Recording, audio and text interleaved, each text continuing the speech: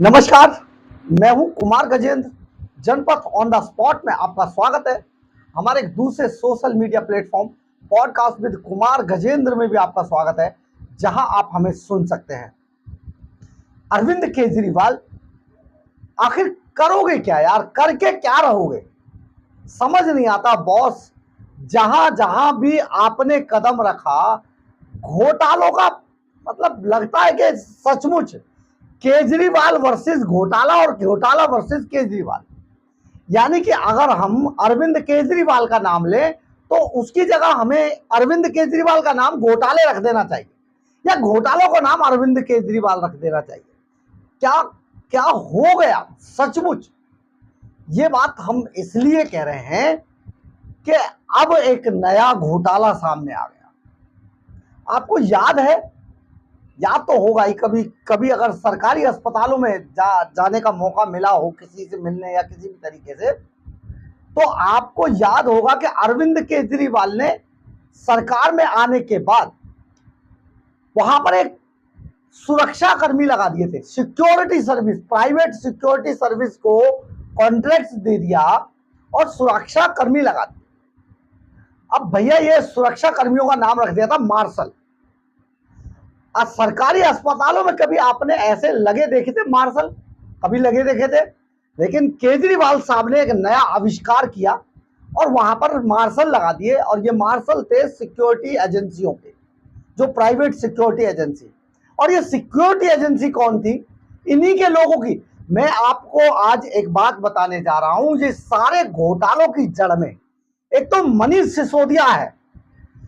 मनीष सिसोदिया ने अपना कोई ऐसा रिश्तेदार शायद बचा हो जिसको इस तरीके के कॉन्ट्रैक्ट नहीं दिलवाए, तो इन्होंने ये सिक्योरिटी एजेंसी, एडवर्टाइजिंग एजेंसियां, सिक्योरिटी एजेंसियां, तो ये सिक्योरिटी एजेंसियों को कॉन्ट्रैक्ट दिए और इनसे मार्शल लगवा लिए।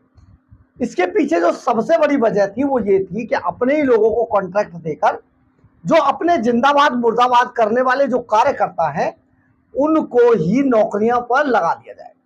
मतलब आप समझिए, रिसर्चर, फेलो, और इसके बाद भी तो कार्यकर्ता होते हैं जो बेचारे पढ़े लिखे नहीं है, छोटे तबके के, छोटी कॉलोनियों में रहते हैं, स्लम एरियाज में रहते हैं। मेन तो वोटर वही थे, तो उनको कहाँ एडजस्ट किया जाए? तो भैया इन्होंने सिक्योरिटी एजेंसियों के कॉन्ट्रैक्टर रखे और उन्हें लिस्ट भेज दी, जैसा सिविल डिफेंस कर्मियों के मामले में किया था।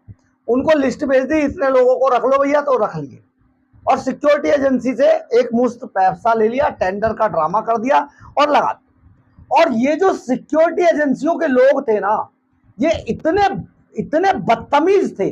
मैं पूरी जिम्मेदारी के साथ आपको कहना चाहता हूं, इतना बदतमीज, लोगों को इतना परेशान किया है इन्होंने, करते हैं आज भी। सरकारी अस्पतालों में आज तक, आजादी के बाद से, जो हेल्थ थी, स्वास्थ्य था, वो मुफ्त था। यहाँ पर झूठ बोला कि हमने मुफ्त कर दिया। सरकारी अस्पतालों में इलाज हमेशा से, जब से देश आजाद हुआ तब से फ्री में था, और इन फ्री के अस्पतालों में लोग जाते थे, आराम से इलाज कराते थे, आ जाते थे। यहीं के चौकीदार होते थे, यहीं के गार्ड होते। अब इन्होंने एक नया सिस्टम निकाला कि इन्होंने इस पूरी जो अपने कॉन्ट्रैक्टरों को वहां पर फिट करके उन्हीं के हाथ में एक लिस्ट थमा दी, इतने लोगों को रख लिया जाए। हर इलाके से इलाके वाइज अस्पतालों में रखे गए। अब इन अस्पतालों के अंदर इन गार्डों ने जो लोगों को परेशान किया, आप सोच नहीं सकते। मैं आपको एक छोटा सा वाक्य बताता हूं। मेरा एक जानकार, कहेंगे तो मैं उसे ला के सामने खड़ा कर दूंगा। उसकी पत्नी प्रेग्नेंट, उसको पेन हो रहा था, लेबर पेन हो रहा था, बेचारा वो अस्पताल लेके चला गया, और एलएनजेपी के हॉस्पिटल में ले जाने के बाद, एलएनजेपी अस्पताल में ले जाने के बाद उसकी पत्नी को गार्डों ने अंदर कर लिया। उसे बिस्तर नहीं मिला और उसको नीचे लिटा दिया गया। जब वो पति अंदर जाने लगा, उसको धक्के मारकर बाहर निकाल दिया। वो इतना रोया, फपक कर। उसके सारे पेपर, सारा मेरे पास, मैंने उसकी खबर की थी। मैं आपको बताऊं, मुझे भी बहुत रोना आ गया। ऐसी हृदय विदारक घटनाएं रोज अस्पतालों में ये गार्ड किया करते हैं, और आज भी होती है। तो ये जो अस्पतालों में सिक्योरिटी सर्विस का मामला था, इसके पीछे एक बहुत बड़ा घोटाला उजागर हो गया। अरविंद केजरीवाल ने जो ये घोटाला किया है, करोड़ों रुपए बना लिए, अरविंद केजरीवाल के खाते में चले गए। मनीष सिसोदिया के लोगों ने लूट मचाई। आज जो मनीष सिसोदिया नर्क भोग रहा है वो इसी का कारण है कि वो एक नंबर का लुटेरा, चोर, उचक्का था वो। और सबसे बड़ा लुटेरा अलीबाबा 40 चोर, आप समझ ही गए होंगे मैं किसको कह रहा हूं। तो आज एक और नया घोटाला निकल कर सामने आया है। दिल्ली के सरकारी अस्पतालों के अंदर जो सिक्योरिटी गार्ड लगाए गए थे उनमें एक बड़ा घोटाला निकल कर सामने आया। ये हम नहीं कह रहे, ये दिल्ली सरकार का भ्रष्टाचार निरोधक शाखा कह रही है। एसीबी, एंटी करप्शन ब्रांच, इसने ये बात कही है और एंटी करप्शन ब्रांच के एडिशनल सीपी मधुर वर्मा ने ये पूरा घोटाले का खुलासा किया है। दिल्ली सरकार के सरकारी अस्पतालों के अंदर जो घोटाला हुआ है और एसीपी ने इस मामले में एफआईआर दर्ज कर दी। इस एफआईआर के अनुसार कर्मचारी आते ही नहीं है लेकिन सैलरी लगातार उनको मिल रही थी, कर्मचारी थे ही नहीं। सिक्योरिटी कंपनियों की जांच में यह खुलासा हुआ और अस्पताल के ही कर्मचारियों ने इसकी शिकायत की। लेकिन ये सबसे बड़ा ये मामला कैसे सामने आया और इस पर सारी चीजें हुई कैसे? दरअसल अस्पताल के दो सिक्योरिटी गार्डों ने एसीबी से शिकायत की थी, एंटी करप्शन ब्रांच से, कि उनकी जगह पर उनकी एक ही नाम कई अस्पतालों में दिखाए गए और उनकी सैलरी विड्रॉ कर ली, लेकिन उनको ठीक से सैलरी नहीं मिल रही। जो सिक्योरिटी कंपनी थी वो दे नहीं रही और उनके नाम पर 3-3, 4-4 अस्पतालों में सैलरी विड्रॉ की जा रही थी। ये शिकायत कंपनी के ही सिक्योरिटी गार्डों ने की थी, 2 सिक्योरिटी गार्डों ने। और इसके बाद जब एसीपी ने, इसके अलावा बहुत सारी और शिकायतें भी मिल रही थी। कर्मचारी, खुद अस्पताल के कर्मचारियों ने शिकायत की थी। दुर्व्यवहार की शिकायत के साथ साथ ये भी की थी कि जिस संख्या में अस्पताल के लिए गार्ड सैंक्शन किए गए थे, मान लो एलएनजेपी हॉस्पिटल है और वहां पर 200 गार्ड सैंक्शन किए गए, तो वहां पर 50 ही गार्ड भेजे गए, बाकी 150 गार्ड की तनख्वाह लेकर खा ली गई। अब ये कौन खा रहा था? यानी ये पैसा अधिकारियों से होता हुआ दिल्ली सरकार के मंत्रियों तक सीधे जा रहा था। यानी अरविंद केजरीवाल के पास ये सीधा पैसा पहुंच रहा था कॉन्ट्रैक्टरों के जरिए, क्योंकि अरविंद केजरीवाल ने ये टेंडर पास किए थे, उन्हीं की सरकार में टेंडर दिए और टेंडर की प्रक्रिया ऐसी रखी गई कि अपने लोगों को टेंडर दे दिए गए। दिल्ली सरकार के अधिकारियों के साथ मिलकर ये पूरा बिलों का फर्जी बिल डाल दिए गए, उन फर्जी बिलों को इनकैश कर दिया गया और कैश होने के बाद वो उनका पैसा लेकर खा लिया गया। ये जो अस्पताल है,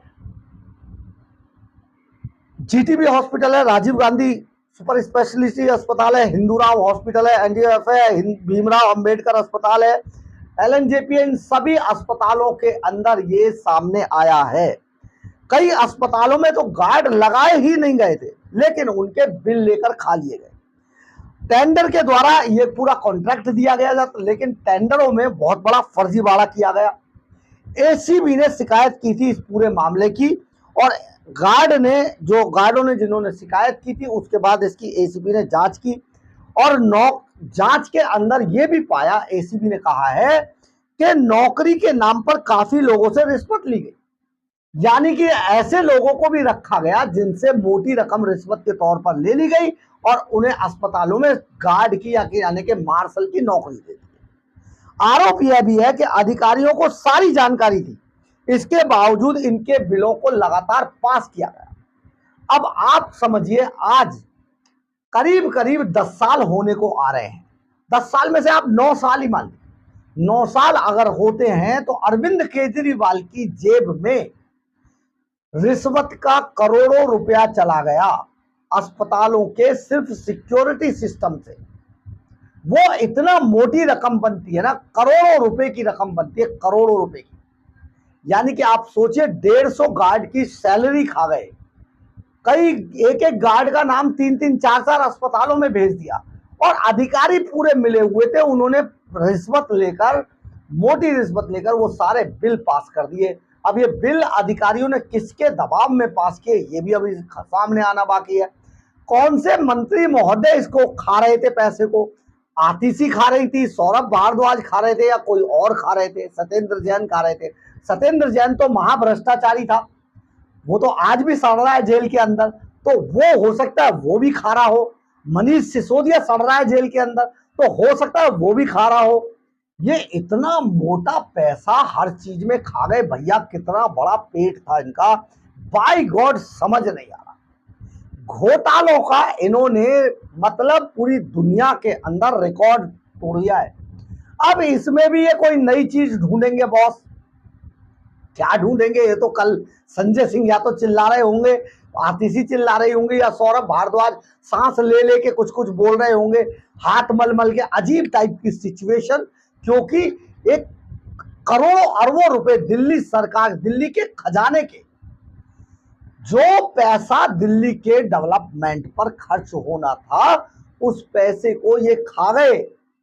ये तो कुर्सी में घुन लगा हुआ था बॉस, कैसे चाट गए पूरे दिल्ली को, आप समझ भी नहीं पाएंगे। हम बार बार कहते हैं इस बात को कि इतने बड़े भ्रष्टाचारी आज तक हिंदुस्तान के इतिहास में तो छोड़ दीजिए, मुझे इतना लंबा समय हो गया लिखते पढ़ते, मैंने आज तक पूरी दुनिया में नहीं। एक दो बातों में घोटाला हो सकता है बॉस, एक दो बातों में हो सकता है झूठ भी बोला गया हो, गलत आरोप इन पर लगा दिए गए, लेकिन क्या हर बात पर इन पर गलत आरोप लगाए गए? हर बात पर लगाए गए? क्या क्या हो गया, ये हुआ क्या, ये कैसे हुआ? हालांकि अभी एसीबी इसमें पूरा साबित करेगी और जांच इसमें लगातार कर रही है। बयान आ चुका है और बहुत बड़ा मामला ये निकलकर सामने आएगा। इसकी शिकायत किसी और ने नहीं, खुद सिक्योरिटी सर्विस के 2 गार्डों ने की थी, और उसके बाद बहुत सारे लोगों की तरफ से शिकायतें आने लगी। जब एसीपी ने इसमें जांच शुरू की, एसीबी ने जब इसमें जांच शुरू की, तो एसीबी की जांच में और बहुत सारे तथ्य सामने आए। आप ये सोचिए कि एक राम सिंह एलएनजेपी अस्पताल में गार्ड नियुक्त किया गया, वहां पर वो, जैसा कि गार्डों से ली जाती है, बहुत गंदी नौकरी इस टाइम पे, अगर सबसे घटिया नौकरी अगर कोई कर रहे हैं, बहुत नर्क जी रहे बेचारे, वो सुरक्षा गार्ड कंपनियों के जी रहे हैं। सरकार को इस पर, मुझे लगता है सेंट्रल गवर्नमेंट को आकर या एलजी को इस पर एक्शन लेना चाहिए और सिक्योरिटी गार्ड्स की सैलरी और उनकी टाइमिंग निश्चित करनी चाहिए। क्योंकि अगर कोई सबसे ज्यादा नर्क की नौकरी कर रहे हैं तो ये सिक्योरिटी गार्ड कर रहे हैं। बहुत दूर दराज इलाकों से, उत्तर प्रदेश, बिहार और दूसरी जगहों से ये बेचारे आते हैं, गरीब लोग, गरीब तबके के, और यहाँ पर आके 12-12, 14-14, 18-18, 22-22 घंटे की नौकरी, ये लोग 24-24 घंटे लगातार दिन रात करके, इनसे एक ही गार्ड से कितनी बड़ी नौकरी ली जाती है, आप सोच नहीं सकते। सचमुच ये इस पे तो किया जाना चाहिए, प्रधानमंत्री नरेंद्र मोदी को भी इस पे सोचना चाहिए, इस पे एक पूरी एक प्लान, पूरी एक योजना बनाई जाए, स्कीम लाई जाए, और इनकी सैलरी भी डिसाइड की जाए जो इनके बैंक अकाउंट में आए। सिक्योरिटी एजेंसियां या जो हाउस कीपिंग एजेंसियां हैं, वो कितना मोटा पैसा खा जाती हैं उनकी मजबूरी का फायदा उठाकर, आप सोच भी नहीं सकते। एक बार सोच के देखिए कि कोई गार्ड बैंक के एटीएम पे अगर वो नौकरी कर रहा है और वो आपको 24 घंटे वहीं दिखाई दे रहा है, तो आप सोचिए कि उसकी स्थिति क्या है। जरा सोचिए कि उसको सैलरी कितनी मिलती है, जरा सोचिए कि वो किन मजबूरियों में ये काम कर रहा है, सचमुच। लेकिन अरविंद केजरीवाल, जो अपने आप को गरीबों का मसीहा बताते थे, अरविंद केजरीवाल की पत्नी, उन्हें भी मुझे लगता है सबसे ज्यादा सुनीता केजरीवाल को शर्मिंदा होना चाहिए इस बात से कि उनका पति कितना बड़ा घोटालेबाज था। कितनों को लूटोगे यार, कमाल ही हो गया बॉस। आपने तो ऐसा कोई सगा नहीं जिसको इन्होंने ठगा नहीं वाला खेल कर दिया। ये फिल्मी डायलॉग सचमुच इन पर सटीक बैठता है। बहुत बड़ा मामला है, बहुत बड़ा घोटाला है, करोड़ों को लूट के खा गए। इनकी जांच चालू है, एंटी करप्शन ब्रांच इनकी जांच कर रहा है और इसमें एफआईआर दर्ज हो गई। बहरहाल, अगर आपको हमारी खबर अच्छी लगे तो आप इसे लाइक, सब्सक्राइब और शेयर जरूर करें। कमेंट्स बॉक्स में अपनी राय जरूर लिखें, इससे हमें बहुत बहुत बहुत ऊर्जा मिलती है। और अगर आप हमारे चैनल पर नए हैं तो हमारे चैनल को ज्वाइन करना ना भूलें। और अगर आप हमें आर्थिक रूप से मदद करना चाहते हैं तो आप हमारे क्यूआर कोड को स्कैन करके या फिर हमारे सुपर थैंक्स बटन को दबाकर हमें आर्थिक रूप से मदद भी कर सकते हैं। एक बात और, आपको हमारी खबरें कैसी लगती है, हमारा चैनल कैसा लगता है, या हमारे बारे में किसी तरीके की कोई राय है, तो प्लीज़ कमेंट्स बॉक्स में अपनी राय ज़रूर लिखें। इससे हमें बहुत ऊर्जा मिलती है और कई बार हम आपकी राय से अपनी राय बनाते हैं, कई बार हम आपकी राय को आपके नाम के साथ अपनी खबरों में शामिल करते हैं। जय हिंद, जय भारत।